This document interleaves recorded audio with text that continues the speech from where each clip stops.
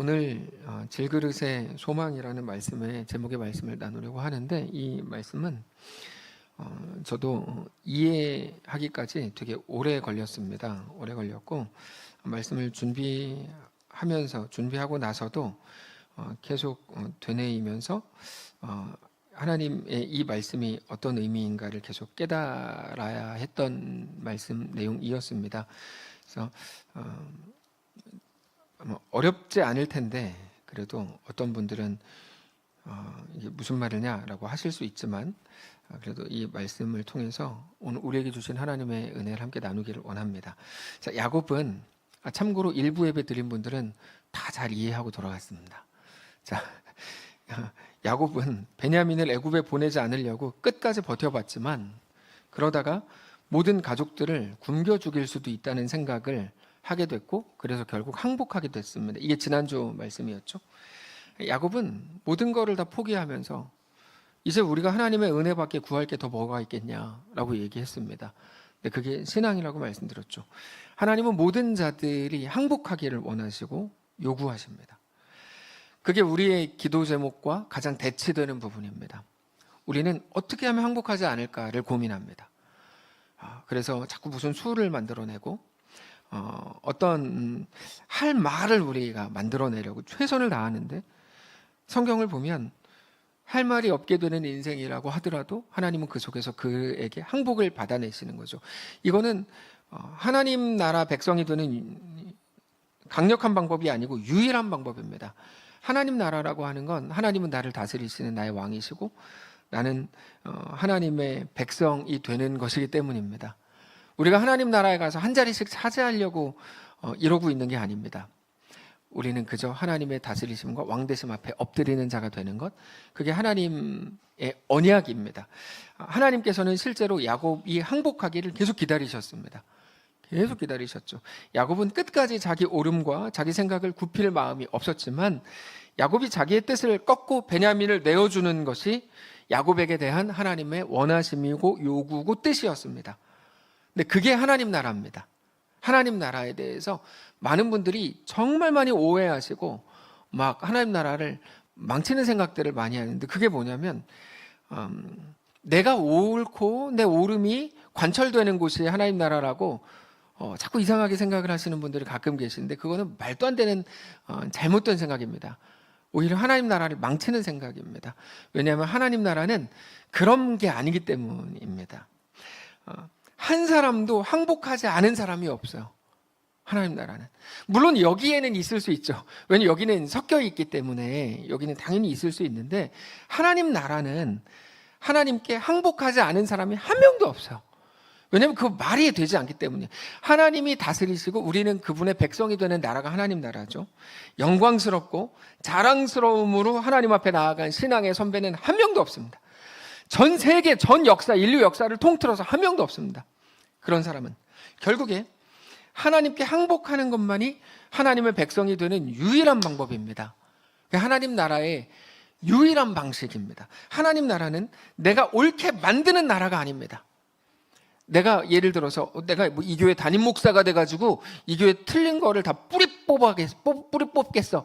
제가 목이 뽑혀야 될 말이죠.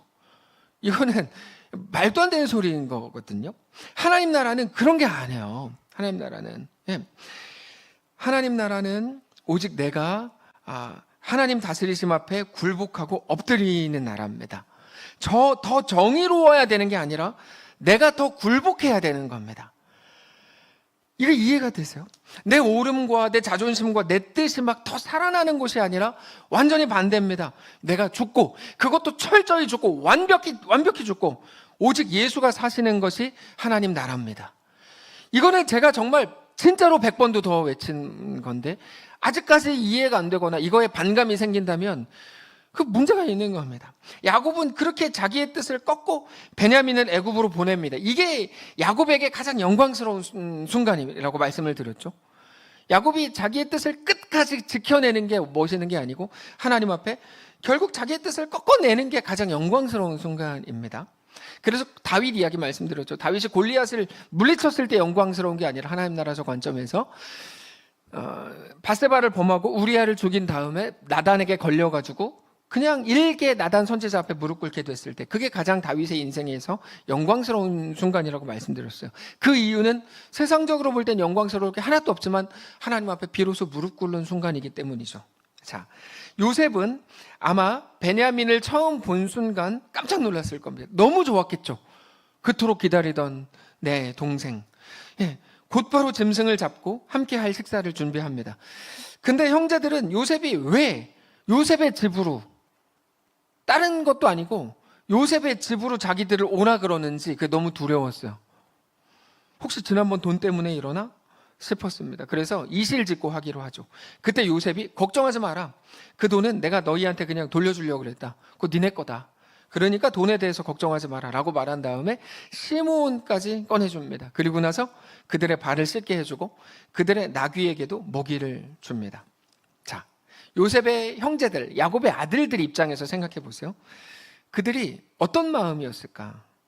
우리는 형제들의, 요셉의 아들들의, 야곱의 아들들의 마음을 쉽게 읽을 수 있습니다. 자, 내용을 보시면 처음에 양식 구하러 왔죠. 굶어 죽을 것 같아서 온 거예요. 근데 애굽의 총리가 갑자기 정탐꾼으로 막 몰더니 막내 동생을 데리고 오지 않으면 니네 말 안 믿겠다. 그렇게 3일을 가두고 나서 다 풀어주는데 시므온은 또 가두고 다 풀어줍니다. 그러니까 벼랑간 계획이 바뀐 거죠, 요셉이. 요셉은 하여튼 계획이 자꾸 바뀌어요. 보는 문을 보면 바뀌었어요. 그리고는 막내 동생 베냐민을 데리고 오면 형제 시므온까지 풀어주겠다. 그리고는 이상한 짓을 한 게 양식을 샀던 돈까지 자루의 가방에다가 다 넣어서 또 보내줘.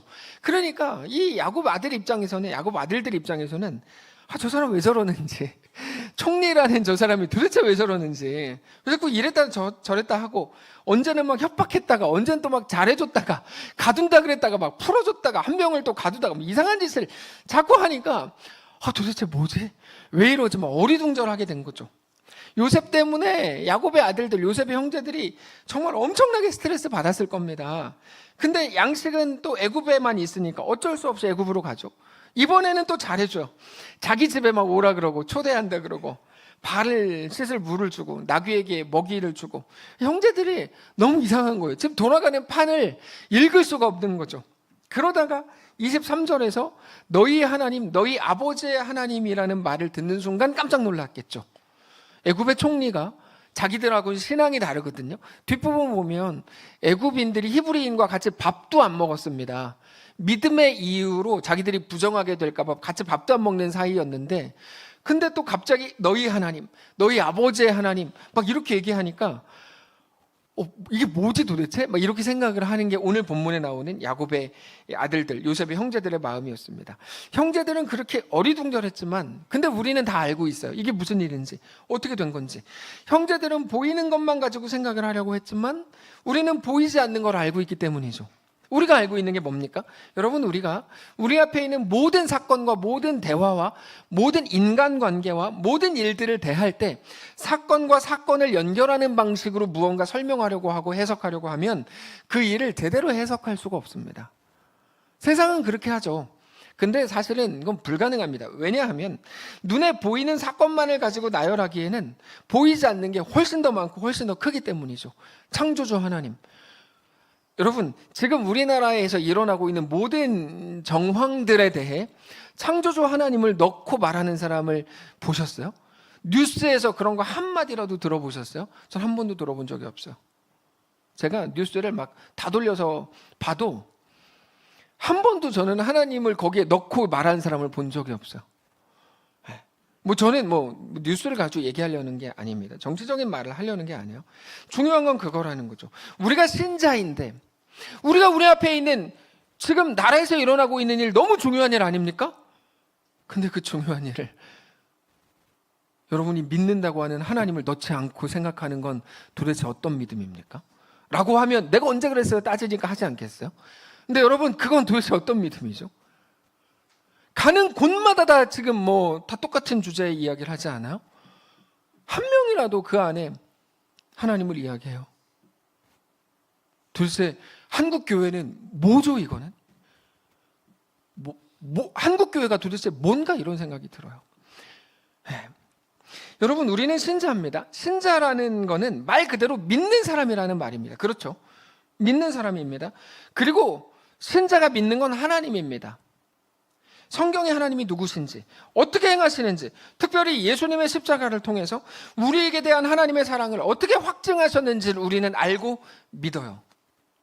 신자는 그 하나님을 믿는 믿음을 가지고 우리 앞에 있는 모든 일들을 생각하는 사람입니다. 그래서 그 하나님, 나를 사랑하고 나에게 대한 완전한 계획을 가지신 우리 하나님이 어떻게 행하실지를 믿는 거야. 그러니까 정확하게 믿음이라고 할 때 그건 늘 말씀드리지만 이루어질 일에 대한 기대가 아닙니다. 내가 이렇게 하면 이런 일이 이루어질 거야. 나는 믿어. 그거는 믿음이 아니라니까요. 그 믿음이 이루어질 일이 아닙니다. 믿음은 뭐라 그랬죠? 대상이 있다 그랬죠. 믿음은 뭐냐면 하나님이 주인이신 것, 나의 왕이신 것, 아버지이신 것, 나의 구원자이신 것을 믿는 겁니다. 그게 믿음입니다. 믿음. 그래서 성경에서의 믿음은 신뢰 이렇게 표현하는 게 더 정확한 표현이 됩니다. 왜냐하면 신뢰에는 대상이 있거든요. 근데 믿음은 자꾸만 이루어질 일에 대한 기대를 가지고 믿음이라고 해버리니까 이게 이제 성경에서 말씀하시는 믿음이 아닐 때가 더 많아요. 믿음은 신뢰입니다. 하나님이 누구신지 알고 믿어서 내가 하나님을 신뢰하니까 어떤 상황에서도 그 일로 인해 이루어질 일이 아니라 하나님이 더 크셔. 그 아버지 되시는 하나님을 신뢰하는 것을 보고 기독교 신앙이라고 말합니다. 여기까지 이해되시죠? 그러면 모든 일을 다 잘 될 거란 말이냐? 그렇지 않습니다. 오히려 하나님이 우리에게 걸으라고 하신 길은 좁은 길이고 십자가의 길이죠. 다만 하나님이 우리 하나님이신 것을 알고 믿는다면 우리는 우리에게 일어난 모든 일들이 단지 눈에 보이는 대로 다른 사람들이 말하는 대로의 일이 아니라 뿐만 아니라 당장 어떤 일이 내가 원하지 않았던 심각한 일이 일어났다고 해도 모든 것이 합력하여 선을 이루어내실 우리 하나님을 믿는 겁니다. 하나님을 신뢰하는 겁니다. 네. 자, 야곱과 그의 아들들은 모든 게 어리둥절했습니다. 오늘 본문에서. 어리둥절했던 이유는 지금 혹시 궁금해 하시는 분들이 계셔서 그래서 정치적인 성향을 밝혀요. 지금 이런 분들이 몇 분 계세요. 전 그걸 얘기하려는 게 아니에요. 아무 상관없어요. 그런 거랑. 자, 야곱과 그의 아들들은 모든 게 어리둥절했습니다. 어리둥절했던 이유는 모든 일들이 자기들의 뜻대로 된 게 하나도 없었기 때문에요. 그저 그들은 신념을 가지고 있었어요. 어떤 신념? 착하게 살면 좋은 일이 이루어진다. 여러분 이거 믿으면 안 해요. 나쁘게 살면 벌 받는다. 그래서 요셉 앞에서도 요셉이 못 알아듣는 줄 알고 그 토론을 계속해요. 우리가 옛날에 동생을 뭐 어떻게 해가지고 이런 일을 당하는 거 아니야? 막 신념에 가득 찬 것들을 막 얘기해요. 야곱도 뭐라 그럽니까? 야, 내가 뭐를 잘못했냐? 다 니네 잘못 때문에 내가 이렇게 됐다. 막 짜증을 내잖아요. 그러다가 요셉이 오늘 본문처럼 하니까 어리둥절한 거죠. 왜 자기들의 원함대로 아무것도 이루어지지 않냐? 이겁니다. 근데 여러분 세상은 늘 그렇습니다. 신념을 믿음이라고 생각합니다. 그게 기독교 신앙에도 들어와 버렸어요. 그래서 혼탁해졌어요. 하나님이 누구신지에 대해 고민하지 않고 자기들의 간절함을 주장하고 나섰어요. 간절히 해. 그럼 이루어질 거야. 이상한 소리들을 막 해대기 시작했어요. 신앙이 왜곡되고 막 이렇게 막 하여튼 아주 완전 혼탁해지기 시작한 거죠. 네. 여러분 신념을 믿음이라고 생각하는 그 생각을 오늘 본문에도 얄궂은 표현으로 표현이 되는데 32절을 보면 이렇게 되어 있습니다. 그들이 요셉에게 따로 차리고 그 형제들에게 따로 차리고 그와 함께 먹는 애굽 사람에게도 따로 차리니 애굽 사람은 히브리 사람과 같이 먹으면 부정을 입음이었더라. 이거는 단순한 기록이라기보다는 그들이 믿음이라고 주장하는 자기들의 신념에 대해 우리에게 고발하고 있는 중인데 애굽인들은 애굽 종교를 믿지 않는 이방인들, 특별히 하나님을 믿는다고 알려진 히브리인들과는 식사를 하지 못하도록 하는 규례가 있었습니다. 부정하게 된다고 믿었기 때문입니다. 그래서 불편하지만 상을 3개를 차려서 따로따로 떨어져서 먹었습니다. 이게 그들이 가진 믿음이었어요. 그들은 다른 종교를 가진 사람들과 함께 밥을 먹으면 부정하게 된다고 믿었죠. 그래서 아무리 불편해도 따로 상을 차린 겁니다. 근데 여러분 원래 믿음이 그렇습니다. 믿음은 반드시 그 사람의 행동과 결정과 선택으로 드러나게 되어 있습니다. 믿음은 그게 믿음을 확인하는 유일한 방법입니다. 하나님은 우리 믿음을 우리 입술의 고백으로 확인하시지 않습니다. 우리의 눈물이나 우리 표정으로 확인하시지 않습니다. 오늘의 선택과 걸음으로 우리 믿음을 확인하십니다. 그래서 어떤 행동을 했는가 하는 걸로 구원이나 멸망이 결정되는 게 아니라 오직 믿음으로 결정되는데, 믿음은 행동으로 증명된다, 이 말입니다. 행동이 구원을 만든다가 아니고 믿음이 구원을 만드는데, 믿음은 행동으로 확인된다. 그리고 행동이라는 거에 대해서는 마태복음 7장에서 우리가 확인할 수 있는데, 마지막 날 왼편에 있었던 사람들에게 심판자가 뭐라 그러냐면 영원한 불에 들어가라, 이렇게 말씀을 하십니다. 그러자 그들이 심판자이신 하나님께 나는 이런 행동을 했는데 왜 구원을 못 받습니까? 라고 대듭니다. 하나님께서 나는 너희를 모른다, 불법을 행하는 자들아 저리 가라, 이렇게 말을 해요. 그들이 대단한 행동을 한 건 사실입니다. 그들은 선지자 노릇을 했고 마귀를 쫓아냈고 권능을 행했습니다. 교회를 막 수십 개 지었고 사람들을 몇만 명씩 모았어요. 그러나 하나님은 그들에게 불법을 행하는 자들아 저리 가라라고 말씀을 하세요. 왜 그럴까요? 그런 걸로는 믿음이 확인이 안 되기 때문이에요. 근데 왜 불법입니까? 자, 믿음이 확인이 되는 방식에 대해서 그들은 불법적으로 접근한 거죠. 믿음이 무엇으로 확인되는데요? 믿음으로 행한 일이 무엇이냐, 이걸로 믿음이 확인됩니다. 당신 믿음으로 행한 거 뭐야? 이게 믿음이 확인되는 방법이야. 근데 믿음의 행위라는 게 있어요. 믿음의 행위라는 건 결과물을 말하는 게 아니라 두려움 속에서 행한 무언가를 말하는 겁니다. 왜냐하면 두려움을 뚫을 힘은 믿음이거든요. 두려움을 뚫고 나온 무언가가 언제나 증거가 되는 겁니다. 이건 너무나 중요한 영적 원리입니다. 현실을 보면 반드시 두려움이 생깁니다. 아마 우리가 말씀을 들을 때도 그러실걸요. 바로 부담스럽고 바로 왜 나들으라고 하는 소린가 라는 생각이 들 때가 있으시잖아요. 그걸 보고 이른바 두려움이라고 하거든요. 거부감, 두려움. 믿음은 두려움을 뚫을 힘이 됩니다. 그래서 우리가 하나님의 말씀을 들은 후 부담스럽고 두렵고 혹은 하여튼 싫은데 그걸 결정한다면 그거야말로 믿음이라고 성경에 말씀하신다는 거죠. 그래서 고난과 환난은 믿음을 고백하기에 가장 좋은 시간입니다. 두려움과 믿음은 항상 같이 갑니다. 이건 두 개 절대로 별개로 되지 않습니다. 항상 같이 갑니다. 실제로 성경의 모든 믿음의 선배들은 언제나 혼란을 겪었습니다. 하나님의 말씀이 눈에 보이는 것들을 거스르게 하는 방식으로 주어졌기 때문입니다. 근데 거기에서 사건이 일어나고 거기에서 놀라운 하나님의 역사가 시작되는 거죠. 여러분, 믿음은 그렇습니다. 무엇을 했느냐의 문제가 아닙니다. 어떤 상황에서 했는가의 문제입니다. 믿음은 무엇을 했느냐가 아니고 어떤 상황에서 했는가, 동시에 하나님을 믿음으로 했는가의 문제입니다. 그래서 우리가 가지는 신앙의 오해가 바로 이 부분인데, 우리는 언제나 지금부터 잘 들으셔야 됩니다. 우리는 언제나 지금보다 더 잘해야 된다고 생각해요. 더 좋아져야 된다고 생각해요. 그게 우리의 기도가 돼요. 더 좋아지게 해주십시오. 더 잘하게 해주십시오. 그거를 간구해요. 더 잘하게 되기를, 더 실력을 키우고 더 그럴듯한 사람으로 보이고 싶어 해요. 그게 우리의 기도 제목이 됩니다. 근데 당장 오늘 본문에서는 야곱과 야곱의 아들들의 어리둥절함 속에서 하나님이 행하고 계시죠. 이걸 보여주는 거예요. 오늘 본문에 그 야곱과 그의 아들들이 좋아지고 실력이 좋아져서 하나님이 은혜를 주신 거다, 그게 아닙니다. 야곱과 그의 아들들은 여전히 아무것도 몰랐고 좋아진 게 하나도 없었고 여전히 어리둥절했지만 하나님은 그 속에서 행하고 계신다. 하나도 좋아진 게 없는 순간.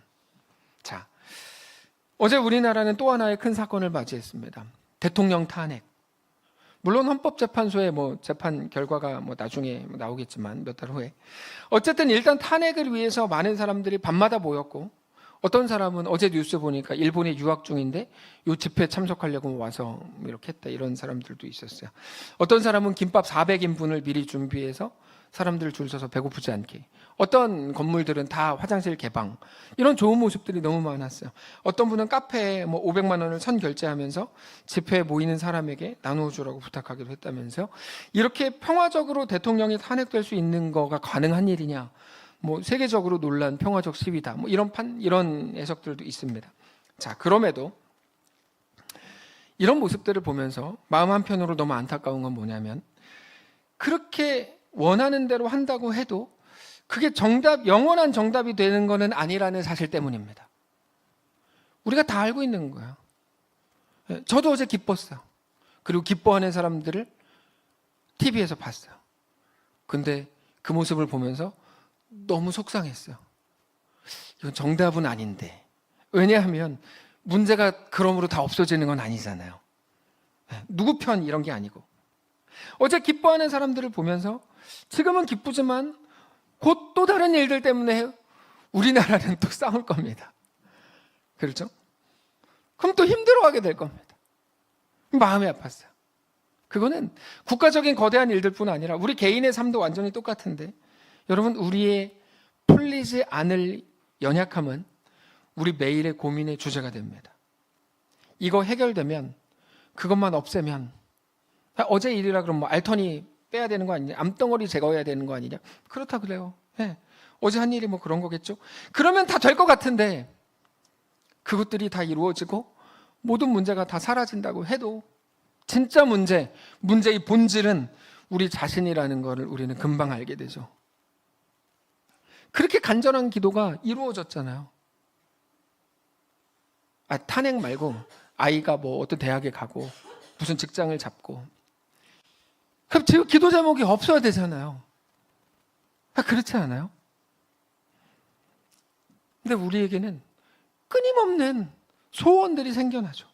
결국에 우리가 좋아져야 되는 문제가 아니었고, 우리 자신의 연약함, 부족함이 끝이 없다는 것을 계속 확인하고 알게 되는 거죠.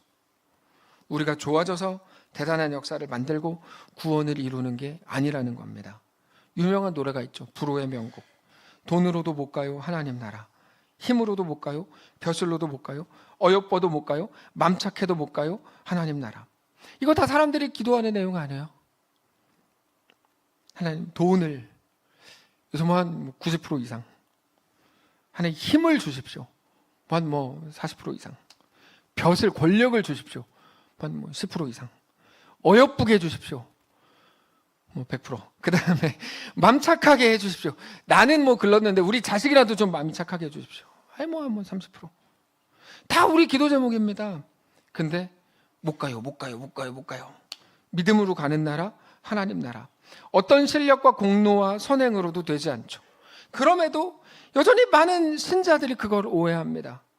여러분 잘 생각하십시오. 개선하고 좋아지는 것을 통해서 우리 영혼이 제대로 살게 되는 거 아닙니다. 네. 그래서 성경은 우리에게 뭐라고 말씀하냐? 자, 이제 성경이 우리에게 말씀하시는 것을 말씀드릴게요.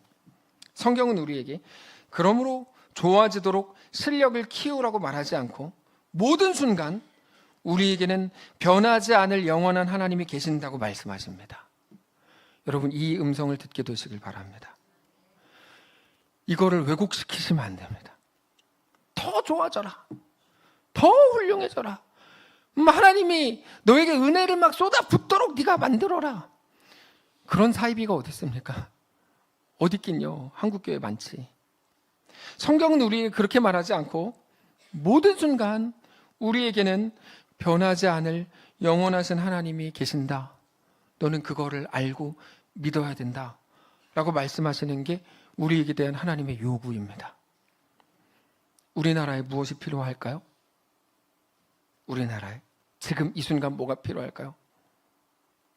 하나님, 이 황폐한 땅에서도 하나님의 놀라운 역사가 있기를 원합니다. 그 고백까지가 필요하죠.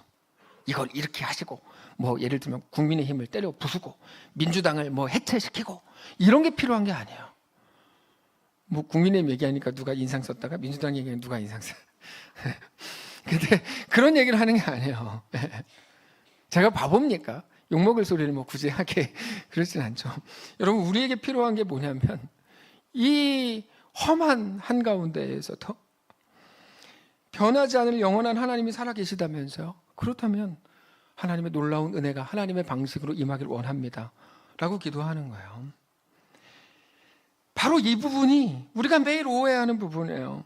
우리는 우리의 매일을 부족함을 메우는 것에 에너지를 쏟으면서 삽니다. 이게 잘하는 것 같죠? 아니요, 잘못하는 거예요. 성경은 우리에게 한 번도 부족함을 메우라고 말한 적이 없어요. 없어요. 부족함을 메우라고 말하지 않아요. 뭐라고 말한다고요? 연약함 속에도 하나님의 은혜가 임할 거라고 말해요. 성경은 우리에게 모든 것이 합력하여 하나님의 선을 이루게 될 거라고 말해요. 성경은 우리에게 홍해 속에서도 하나님이 역사하실 거라고 말하고 광야 한가운데에서도 하나님이 너희의 하나님이 되실 거니까 너희는 가만히 서서 하나님께서 오늘 너희를 위해 행하시는 일을 보라고 말씀하세요. 영원히 변하지 않는 우리 하나님이 오늘 전체 우리 나라 이야기하는 거 아닙니다. 오늘 우리 가정과 우리 교회와 우리의 삶 한가운데에도 계신다고 말씀합니다. 거기에 믿음이 나오는 겁니다. 그거를 가장 잘 보여주는 게 고린도후서 4장입니다. 질그릇에 담긴 보배. 우리가 이 보배를 질그릇에 가졌으니 이는 심히 큰 능력은 하나님께 있고 우리에게 있지 아니함을 알게 하려 함이라. 놀라운 고백이죠. 가치 있고 좋은 거는 그럴듯한 그릇에 담습니다. 그래서 좋고 값진 물건일수록 케이스가 비쌉니다. 그렇게 볼 때 하나님이 보배를 가지신다면 당연히 멋있고 훌륭하고 모든 사람들이 고개를 끄덕일 만한 것에 담으셔야 됩니다. 우리는 아닙니다. 우리는 너무 부족하니까요. 우리는 아니죠. 근데 말씀을 보니까 하나님은 그렇게 안 하시겠대요. 질그릇처럼 쉽게 깨질 만한 우리라는 그릇에 그 보배를 담으시겠답니다. 그리고 나서 우리에게 그림으로 보여주는 게 베드로입니다. 베드로는 예수님께서 야 사람들이 나를 뭐라고 하느냐, 뭐 선지자 중에 한 명이라고 하는데요. 그럼 너네는 나를 누구라 하느냐? 주는 그리스도시요 살아계신 하나님 아들이십니다. 베드로가 멋있게 대답했죠. 예수님께서 칭찬하셨어요. 야, 그 네가 네 지혜로 알게 된 거 아니야. 성령께서 알게 하신 거야. 라고 하면서 뭐 하늘에서 매면 뭐 땅에서 매면 하늘 매이고 땅에서 풀면 하늘 풀릴 거야. 그러면서 천국 열쇠를 주셨는데 이 바보들은 어떤 바보는 그 열쇠를 진짜 열쇠를 줬다고 생각해서 얼마 전에 로마 갔다 왔더니 거기에는 베드로 하면 다 열쇠를 들고 있어요. 실제로 다 열쇠 들고 있어요. 근데 그 성경에서 예수님이 갖고 계시다가 열쇠를 주신 게 아니죠. 말씀으로 주신 거죠. 예. 근데 여기서 끝나지 않고 얘기가 어디로 갑니까? 그리고 나서 비로소 죽었다가 3일 만에 살아나실 거를 예수님 말씀하십니다. 그러자 베드로가 막아서면서 내가 막을 겁니다. 그럴 일이 없을 겁니다. 라고 말합니다. 그러자 예수님이 베드로에게 뭐라 그러세요? 사탄아, 너는 나를 넘어지게 하는 자로다. 저리 가라. 이렇게 말씀하세요. 자, 여기까지를 잘 보세요. 방금 전에 칭찬을 받은 베드로가 곧바로 사탄아가 됐죠. 요거를 바꾸어서 말하면 더 이해가 쉬운데 예수님은 모든 걸 알고 계셨어요. 금방 사탄아가 될 베드로에게 방금 전에 천국 열쇠를 주신 거예요. 신기하지 않아요? 예수님이 아무것도 모르고 천국 열쇠를 주신다고 했다가 사탄아가 된 게 아니고 사탄아가 될 걸 알면서 미리 천국 열쇠를 주셨다니까요.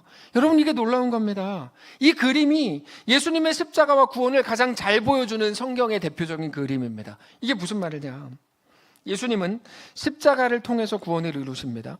십자가는 더 잘하거나 잘 되는 게 아닙니다. 오히려 금방 무너지고 넘어지고 울고 지치고 욕먹고 이기기는커녕 부끄럽게 지고 처절하게 지고 모두에게 손가락질 받고 장렬하게 죽는 게 아니고 가장 고개도 들지 못하고 죽은 것, 그게 십자가인데 그 십자가로 하나님의 구원을 이루신다는 거죠. 특별히 우리는 뭐 지금에야 당연히 십자가와 승리를 연결하지만 예수님 계셨던 그때의 제자들에게 있어서의 십자가는 말할 수 없는 패배이고 절망이고 실망이고 심지어 배신이었습니다. 예수님이 어떻게 그렇게 말합니까? 우리랑 같이 세력을 모아가지고 로마로 가야지. 이게 그들의 생각이었는데 내가 십자가에 죽을 거야. 완전히 배신당한 거거든요. 제자들 입장에서. 왜 하필이면 십자가로 패배로 절망으로 우리를 이끌겠다는 겁니까? 나는 그럴 수 없습니다. 그게 베드로의 말이었어요. 그게 우리의 매일의 고민이죠. 뭡니까? 내가 예수를 이렇게 믿었는데 왜 홍해입니까? 왜 광야입니까? 왜 나는 하나도 좋아진 게 없습니까? 엘리야, 왜 그 사람은 하나도 변하지 않았습니까? 뭐 큰 비도 내리고 큰 불도 내렸는데 이게 뭡니까? 왜 내 부족함은 하나도 채워지지 않습니까? 왜 나는 여전히 질그릇입니까? 우리 가정의 문제는 하나도 해결되지 않았습니까? 왜 우리 애는 여전히 그 모양입니까? 나는 왜 더 좋아지지 않았죠? 나는 왜 여전히 못났고 근데 모자름은 왜 전혀 바뀐 게 없죠? 이게 우리의 매일의 고민이어서 우리의 매일의 기도는 그러므로 그거 채워주시고 이거 채워주시고 바꿔주시고 더 좋게, 더 온전하게, 더 멋지게 해달라는 기도인데, 하나님이 십자가로 구원을 이루신다고 할 때 그건 어떤 뜻이냐면, 정확히 풀어드리면 너의 부족함을 채우려고 하지 말고 그 연약함과 부끄러움이 일을 하게 해서 하나님의 역사와 구원의 증표가 되게 하겠다라고 하는 하나님의 약속인 것입니다. 그게 성경이 우리에게 하시는 말씀이에요. 그래서 예수 그리스도가 오신 거예요. 우리에게 어떻게도 어디에도 소망이 없으니까 조금만 진지하고 솔직하게 우리의 형편과 우리 존재와 인생을 들여다보면 금방 고백하지 않습니까? 하나님, 이번에 만약에 로또가 되게 해주십시오. 됐다고 쳐요. 그거 몇 년가요? 그거 몇 년 가냐고. 솔직히 그렇지 않아요? 그 다음에 하나님 이것만 되게 해주십시오. 그거 몇 년 가냐고.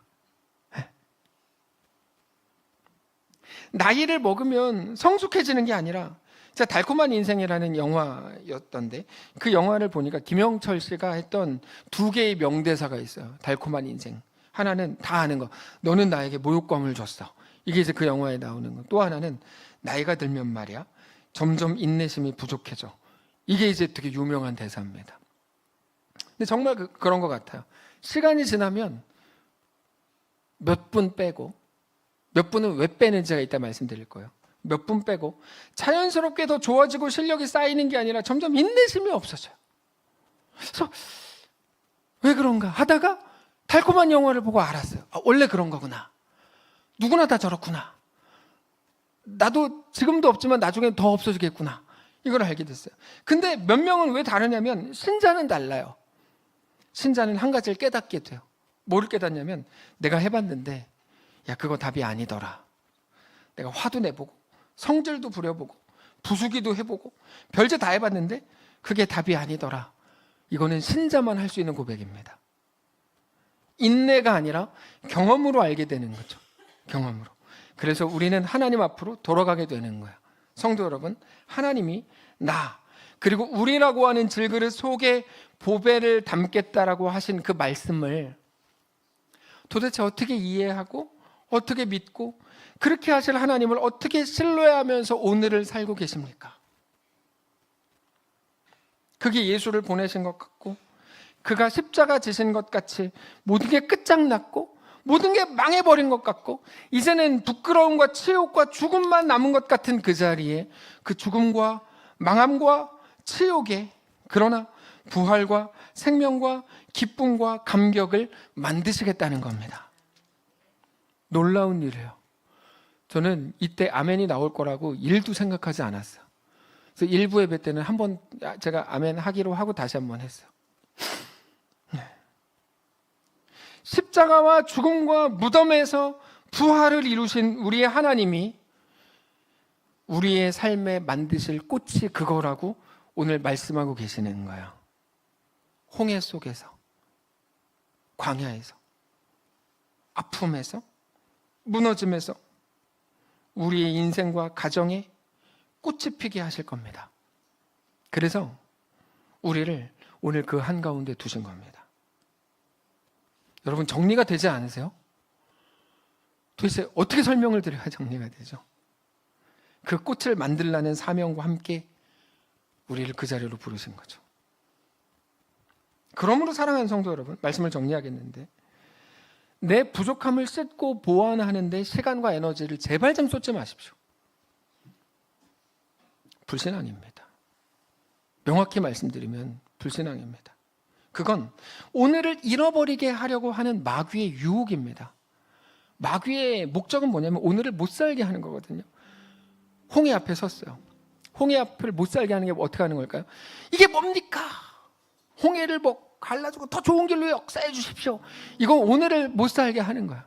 모세는 뭐라 그래요? 그때 야, 너희는 잠잠히 서서 오늘 여호와께서 너희를 위하여 행하시는 일을 보라 라고 말하죠. 광야에 갔어요. 먹을 것도 없고 이게 뭡니까? 먹을 걸 주시고 뭐 빨리 없애주시고. 하나님 뭐라고 말씀하시는 거야?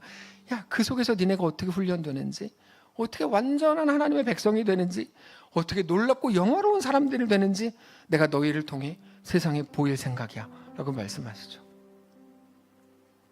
성도 여러분, 오늘을 잃어버리고 내일 잘하겠다고 하지 마시고 오늘의 부족함 속에서 지금 수준의 삶에서 그게 밤이든 낮이든 어제이든 오늘이든 평화의 때이든 아니면 혼란의 때이든 다만 하나님이 일한다. 그 질그릇에 보배를 심어놨다고 하나님이 약속하셨다. 하나님은 허언증 있는 환자가 아니다. 하나님은 신실한 창조주다. 그 사실을 알고 믿음으로 고백하실 수 있기를 원합니다. 그래서 제일 잘못하는 게 뭐냐면 고3은 1년만 고생하고 내년에 교회 잘 다니면 되잖아. 이거 가장 못난 말입니다. 역사상 기독교 한국교회 역사상 가장 못난 말이에요. 아니 고3이면 그때 더 하나님을 섬기세요. 그럼 더 증명되는 거예요. 고난의 때 내가 이것만 없애고요, 이것만 피하고요, 코로나만 피하고요, 가장 못난 거예요. 지금은 내가 힘드니까요. 이번에 송구영신 예배 준비하면서 오늘 아침에 어떤 문자를 받았는데 잘 기억이 안 나요. 10대 어떻고 20대 어떻고 30대 성공에 미쳐 있는 상태. 하여튼 그렇게 기획하는 분들을 보냈어요. 40대 또 이렇게 다 보냈는데 다 맞는 것 같다는 생각이 맞다. 우리 그 30대 누구지? 이거 성공에 미친 놈들. 제가 그거 보면서 40대 누구지? 거기에 이런 생각이 막 들었어요. 네. 근데 여러분, 그렇게 따지면 우리 죽을 때까지 하나님 앞에 갈 수가 없어요. 하나님은 우리를 30대로 부르신 이유는 너 거기서 할 수 있는 고백, 거기서 광야의 꽃을 피워. 40대는 거기서 하나님 앞에 신자로 서 힘이 다 빠졌어요. 거기에서 고백할 수 있는 고백들을 받아내실 작정인 거죠. 그게 오늘 본문을 통해 우리에게 주시는 말씀입니다. 사랑하는 성도 여러분, 세상은 확실하지 않은 거, 그저 눈에 보이는 게 전부인 줄 알고 그거를 따라가지만 우리는 우리에게 말씀하시고 온 세상을 지으시고 그 아들을 우리에게 내어주신 우리 하나님을 믿는 자들입니다. 오늘 이 말씀을 붙들고 하나님 앞에 온전히 세워지는 거룩한 성도들 되시기를 주님 이름으로 축복합니다. 찬양합시다. 이곳에 생명샘 솟아나 눈물 골짝 지나갈 때 머지않아 열매 맺히고 웃음소리 넘쳐나리라. 믿음으로만 고백합시다. 이곳에 생명샘 솟아나 눈물 골짝 지나갈 때에 머지않아 열매 맺히고 웃음소리 넘쳐나리라. 그날의 하늘이 열리고 그날의 하늘이 열리고 모든 이가 보게 되리라.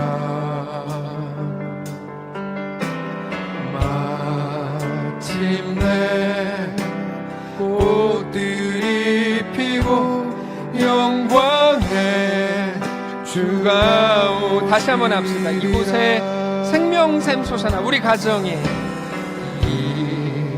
이곳에 생명샘 솟아나 눈물 골짝 지나갈 때 지나갈 때에 우리 교회와 우리나라에 머지않아 열매 맺히고 웃음소리 넘쳐 홍해와 광야 앞에서 그날의 하늘이 열리고 그날의 하늘이 열리고 모든 이가 보게 되리라. 아멘. 마침내 꽃들이 피고 무덤에 피어난 부활의 꽃입니다. 피고 영광의 주가 오리라. 믿음으로 고백합시다. 꽃들도 구름도 바람도 넓은 바다도 찬양하라 예수를. 하늘을 울리며 노래해 나의 영혼아 은혜의 주 은혜의 주 다시 한번 믿음으로 고백합니다. 꽃들도 구름도 바람도 넓은 바다도 찬양하라 찬양하라 예수를 하늘이 열리고 노래해 나의 영혼아 우리 다 같이 눈 감고 다시 한번 고백합니다. 꽃들도 구름도 바람도 구름도 바람 넓은 바다도 찬양하라 찬양하라 예수를 하늘에 울리며 노래해 나의 영혼아 노래해 나의 영혼아 은혜의 주 은혜의 주 은혜의 주 이런 질문이 올라오실 겁니다. 그래서 언제 좋아진다는 건데 그 얘기가 아닙니다. 우리에게는 오늘 변하지 않을 영원한 하나님이 계신다 그 말입니다. 그래서 뭐 어떻게 되겠다는 건데 여러분 그 말이 아닙니다. 살아계신 하나님은 온 세상을 지으셨고 로마의 박해 아래에서도 그리스도인들을 가장 존귀하게 세우셨고 일제 치하에서도 6.25 때에도 그리스도인들을 부르셨다고 말씀하고 있는 겁니다. 내 인생은 그럼 언제 좋아지냐고요? 그런 얘기가 아니고 결국 그 속에서 하나님이 허락하시는 엄청난 꽃이 피어나게 될 거라는 말입니다. 살아계신 하나님, 기대와 소망이 사라진 이 시대를 우리가 삽니다. 시대의 문제는 아니겠죠. 우리 신앙의 문제일 겁니다. 다시금 하나님을 말씀으로 보게 하시고 하나님이 누구신지 바로 알게 하시고 그렇게 하나님 앞에 온전히 엎드리게 하시옵소서. 우리는 십자가만 받고 홍해만 받고 광야만 받고 무덤만 받습니다. 그래서 늘 원망하면서 따지죠. 언제 이를 이루실 겁니까? 근데 하나님, 지금 너의 인생 속에 하나님이 전능한 자로 함께 있다는 것을 알기를 원한다 라고 말씀하신 하나님 앞에 온전히 엎드리기를 원합니다. 바라기는 사랑하는 모든 성도들이 이 말씀을 이해하고 알아듣기를 원하고, 그래서 우리가 처한 모든 상황 속에서 하나님이 우리의 전능자이신 것으로 인해 세상 모두가 깜짝 놀랄 만한 진정한 평안과 샬롬을 누리는 우리가 되게 하시옵소서. 하나님, 각자의 가정, 각자 개인의 삶, 자녀의 문제, 직장의 문제, 아니 나라의 문제 때문에 눈물 마를 일 없는 삶을, 그런 시대를 살아가는 성도들 살고 있는데 하나님 그들에게 찾아가셔서 하나님이 누구신지 알게 하시고 하나님이 우리에게 어떻게 소망이 되시는지 깨닫게 하시고 하나님의 놀라운 은혜 앞에 엎드리는 사랑하는 모든 성도들과 가정, 사랑하는 교회와 이 나라가 되게 하시옵소서. 우리 주인 되신 살아계신 우리 주의 주님의 이름으로 기도합니다. 아멘. 이제는 우리 구주 예수 그리스도의 은혜와 하나님 아버지의 다함없는 사랑과 성령의 교통인도 역사 위로 함께 하심의 은사가 이 시간 주를 바라보며 예수 안에 허락된 그 길을 믿음으로 담대히 걷기를 소원한 사랑하는 모든 성도들 머리머리 위에, 추운 병실에서 또 하나님의 따뜻한 손길을 갈구하게 될 사랑하는 희찬이와 그의 가정 위에, 이번 한 주를 또 주의 은혜를 사모하며 지내게 될 사랑하는 모든 성도들과 그들의 가정 위에, 자녀들 위에, 사랑하는 대한민국 위에, 우리 교회 위에 이제로부터 영원까지 함께 계실지어다. 아멘.